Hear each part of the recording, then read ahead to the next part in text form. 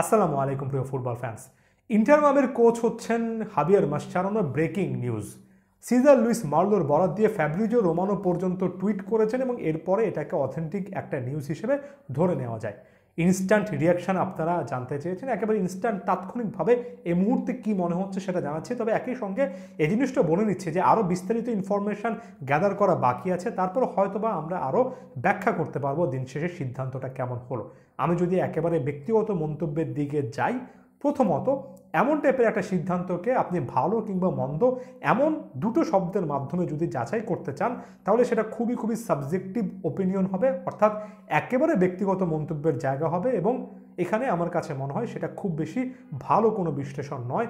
এখানে positive negative দুটো দিকেই আলোচনা করা উচিত। তবে আমি শুরুতে বলে নিচ্ছি, ইনস্ট্যান্টলি আমার কাছে খুব বেশি ভালো সিদ্ধান্ত বলে মনে হয়নি। ওয়ান্স অ্যাগেন একেবারে ইনস্ট্যান্ট রিয়াকশান বলে মনে হচ্ছে। তবে একই সঙ্গে এখানে বেশ কয়েকটা পজিটিভিটি খোঁজারও ব্যাপার আছে, সেটা নিয়ে আমি কথা বলবো। এখন প্রথম কথা হচ্ছে, কেন আমার কাছে ইনস্ট্যান্টলি বা তাৎক্ষণিকভাবে সবচেয়ে সেরা সিদ্ধান্ত বলে মনে হয়নি। কারণ প্লেয়ার হাবিয়ার মাসচারানোর প্রতি সম্মান রেখে বলছি, একজন কোচ হিসেবে মাসচারানোকে আর্জেন্টিনার বয়সভিত্তিক দলে যতটুকু ফলো করেছি, যেহেতু আমি বয়সভিত্তিক দলে আর্জেন্টিনাকে অনেক বেশি করে ফলো করার চেষ্টা করছি গত 2 বছর ধরে, আমার কাছে খুব বেশি হাই প্রোফাইল কোচ বলে মনে হয়নি। আমার কাছে মনে হয়েছে এখনও অনেক কিছু শেখার বাকি।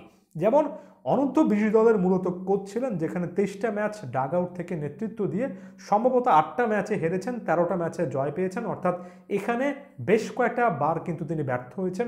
আমি যদি আরও নির্দিষ্ট করে বলি, 2023 সালে অনূর্ধ্ব-20 বিশ্বকাপ কিংবা 2024 সাল বা চলতি বছরটাতে অলিম্পিকে যেভাবে শেষ পর্যন্ত ব্যর্থ হয়েছেন, সেগুলো হাবিয়ার মাসচারানোর জন্য খুব ভালো ফলাফল বয়ে আনেন। এবং বলে বাহুল্য যে খুব বেশি প্রলিফিক কোচ হিসেবে এখন পর্যন্ত তাকে তার প্লেয়ার বা খেলোয়াড় জীবনে যারা অনেক বেশি হাইলি রেট করতেন তারাও ভাবছেন না। তবে সেটাও নেগেটিভ সবচেয়ে বড় ব্যাপার নয়। সবচেয়ে বড় ব্যাপারটা যেটা, মাঝখানে একাধিকবার দায়িত্ব ছাড়ার মতো সিচুয়েশন তৈরি হয়েছে।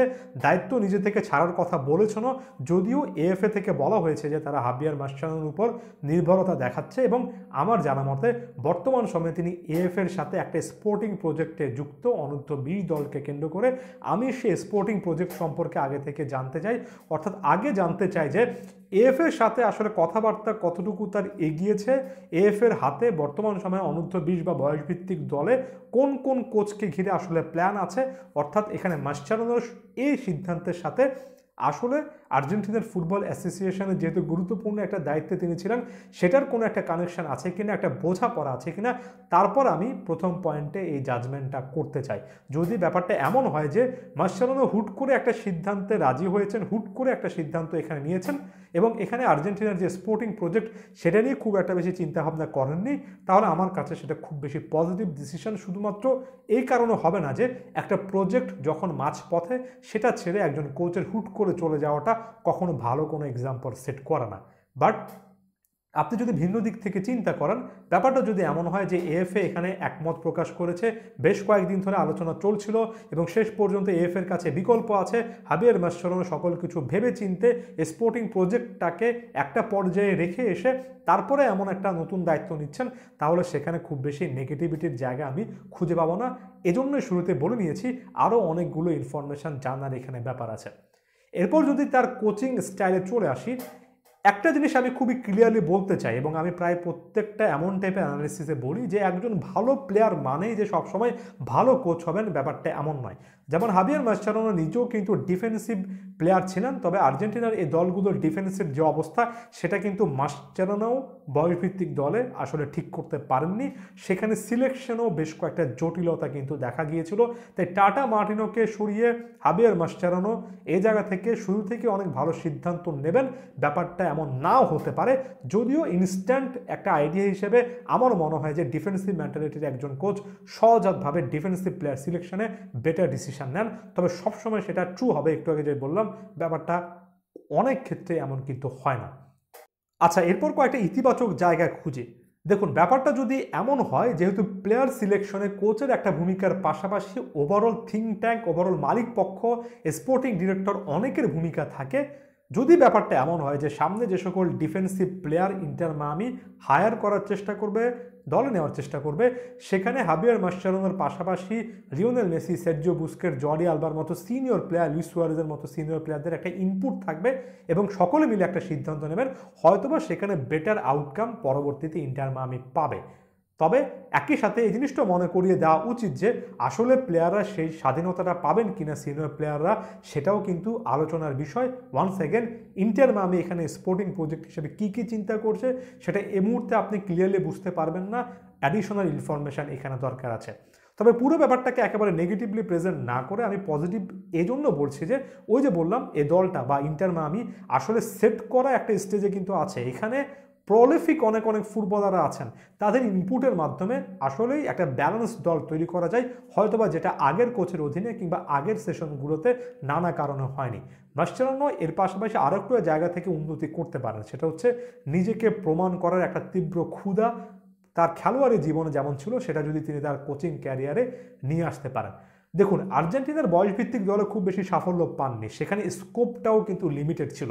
আপনি যখন প্লেয়ার সিলেক্ট করবেন আর্জেন্টিনার বাইরে যাওয়ার তো আপনার কোনো সুযোগ নেই, এবং বয়সভিত্তিক দলের ডিফেন্সে আর্জেন্টিনার বড় ট্যালেন্ট সেভাবে উঠে আসে না বা উঠে আসছে না, এটা স্বাভাবিক একটা ব্যাপার। এখানে এই পয়েন্টটাতে আপনি কোচকে একটা ব্রাউনি পয়েন্ট দিতে পারেন। আপনি এখানে বলতে পারেন যে যখন তিনি একটা ক্লাবের দায়িত্ব নেবেন তখন নানান দেশের প্লেয়ারদেরকে তিনি বাছাই করতে পারবেন, সেখান থেকে তিনি তার কোচিং প্রজ্ঞাটা দেখাতে পারবেন এবং দিন শেষে আরও একটা বেটার টিম তৈরি করতে পারবেন। তাই এই জায়গা থেকে হয়তোবা পারবেন, হয়তোবা ভালো কোনো কিছু হবে, এমন পয়েন্ট তুলে ধরে হাবিয়ার মাসচেরানোর এই সিলেকশন বা তাকে নির্বাচন করার যে সিদ্ধান্ত, সেখানে আপনি কিন্তু ব্যাকআপও দিতে পারেন, সেটাকে আপনি সাপোর্টও করতে পারেন। ওয়ান্স অ্যাগেন দিন শেষে আপনি যদি এক কথায় উত্তর চান, এক একজনের কাছে মন্তব্যটা এক এক রকম হবে। যেমন আমি বলছি, এখন পর্যন্ত কোচ হিসেবে মাসচেরানোর যে সাফল্য, সেখানে তাকে হাই প্রোফাইল কোচ বলা যায় না। তবে একই সঙ্গে আপনি প্রোজ অ্যান্ড কনস অ্যানালাইসিস যদি করেন, অর্থাৎ এক সাইডে পজিটিভ এক সাইডে নেগেটিভ ব্যাপারগুলো রেখে যদি অ্যানালাইসিস করেন, তখন আপনি নিজেও একটা সিদ্ধান্তে পৌঁছাতে পারবেন। দিন শেষে ভালো নাকি খারাপ, তখন সেটাকে ছাপিয়ে সবচেয়ে বড় প্রশ্নের জায়গা হবে যে ইন্টার মায়ামির আসলে এটা করা উচিত ছিল, একজন হাই প্রোফাইল কোচ এনে তার উপর নির্ভর করা উচিত ছিল, নাকি ইন্টার মায়ামির ভবিষ্যৎ প্ল্যানিংটা বলছে যে তারা এমন টাইপের একজন কোচ আনবেন যারা মেসি, লুইস সুয়ারেজ, সার্জিও বুস্কেটসের মতো প্লেয়ারদের সঙ্গে খেলেছেন, তাদেরকে খুব ভালো করে বোঝেন এবং সকলে মিলে একটা দল তৈরি করবেন। তখন গিয়ে আপনার কাছে এই যে হ্যাঁ কিংবা না, পজিটিভ নেগেটিভ সকল কিছুকে ছাপিয়ে দিন শেষে ইন্টার মায়ামির প্ল্যানিংটা কি, সেটাই মুখ্য ব্যাপার হবে। আশা করছি প্ল্যানিংটা এই জায়গা থেকে এবার পিন পয়েন্ট অ্যাকুরেট হবে, বিশেষ করে ডিফেন্সিভ প্লেয়ার সিলেকশনের ক্ষেত্রে। ধন্যবাদ সবাইকে।